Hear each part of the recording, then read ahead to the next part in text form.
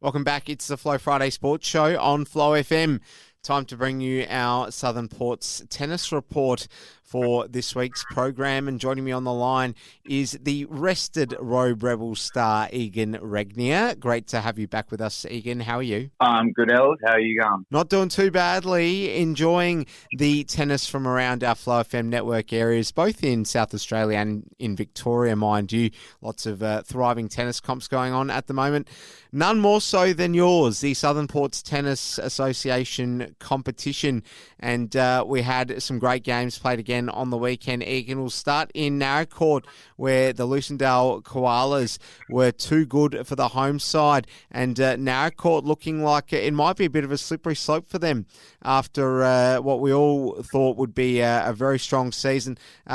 What do you make of them, and what did you make of the result? The Lucindale Koalas too good, Egan? For both questions, Narracourt, they probably would like to think they've had a bit of a disappointing season.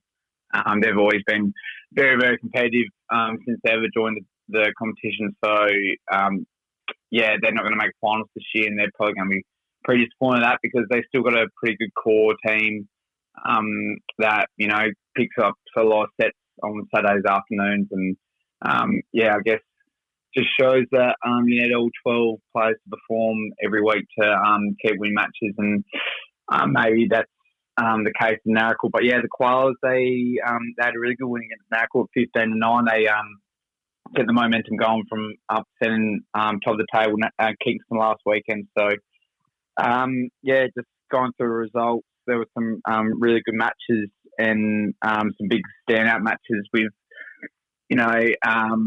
the Mulreeds having a tough battle, and see that a returning player in Tegan White came back and played for the Koalas, and she had a really good win against Michelle Mulreed. So, the Koalas, really good win, 15-9, and they're flying at the moment. That they are.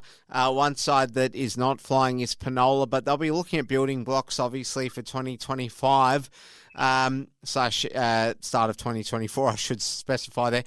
They did go down, though, to Kingston, as they were expected to. Kingston winning this one 145-85. Can you think, or do you feel as though you might be able to have some hope that Penola will be more competitive next season, Egan? You can only hope, I guess, and I'm sure they'll be hoping about the same thing. So, another tough loss from them, obviously, but Kingston, top of the ladder, they had to do what they had to do. And, again, looking at the results, the Kingston men in the singles, they were absolutely ruthless. Out of the 6 sets, they won all of them, and they only gave Penola 5 games out of the total of the 6 sets. So, just really stamping their authority on the competition. And, Penola, hopefully they're more competitive next year. And, Kingston, they keep top spot and have a really good chance to finish in the Div 1 final just with a big win like that. Moving along, no joy for the other Robe side in town, the Roosters. They went down away to Beachport. Pretty tough road trip for them, though, Egan, you'd think? Yeah, for sure. Beachport are another good team that are going really well right now. And, I saw both teams on paper, and I thought it was probably going to be a little bit closer. The Robe Roosters are a pretty good side, I thought, to just try and match Beachport side. But no, they 3 sets all after the mix, and that's probably what I thought. It's going to be real tight, but the Beachport side won 8 out of 12 singles, so they really put themselves in a really good position to finish off the day, and they just did that. They finished with the last 5 out of 6 sets as well, so they had a really strong day, the Beachport team, and they're another team that's going to be really pushing for that Div 1 position. So they're going really well. Yeah, most definitely, that is for sure.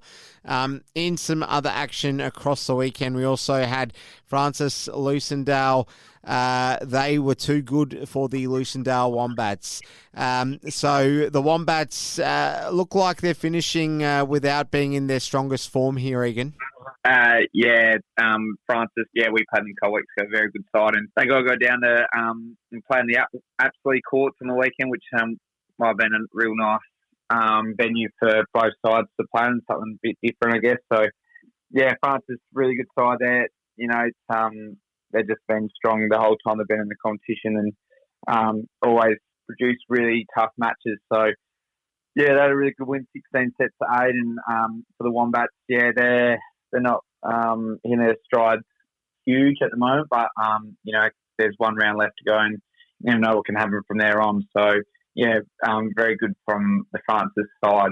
Sure. Okay, and that brings us to having a look at what's going to go down tomorrow, and we're just one round left here, Egan, before finals. So, where did the time go? It feels like it's just completely escaped us. Yeah, for sure. It's I know it just goes so quick. We at the start of the season you think it's going to be a fairly long season, but yeah, you get to Feb and before you know it, you're at the end of Feb and yeah, in the very last round of the season. So yeah, massive, very good from all the teams for the season pushing through. But yeah, it just goes so quick. It's crazy how quick it goes. All right, so it looks like we know who will play finals. We just don't know what the finals games will be. That's the case, Egan, right? Yeah, that's the case. So the top 6 been cemented, but there's I think there's 2 teams fighting for a second position now, Beachport and Francis. So it'll be very interesting to see the results at the end of today night. Who gets finished in second position? Yeah, well, so just to confirm, we've got Kingston finishing.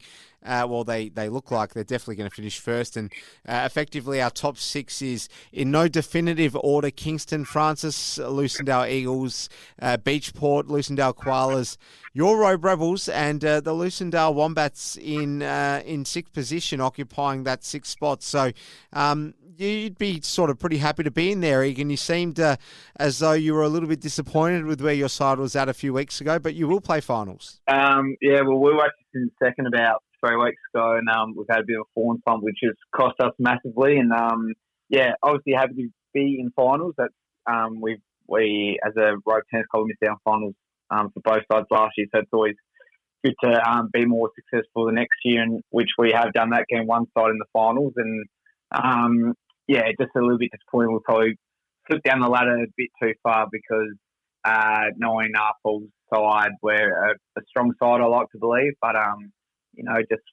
we had a few tough games and we just didn't perform to our best, and that's what happens when you play good sides. So yeah, happy we're in there, but it would be nice to be a little bit higher, obviously. Okay.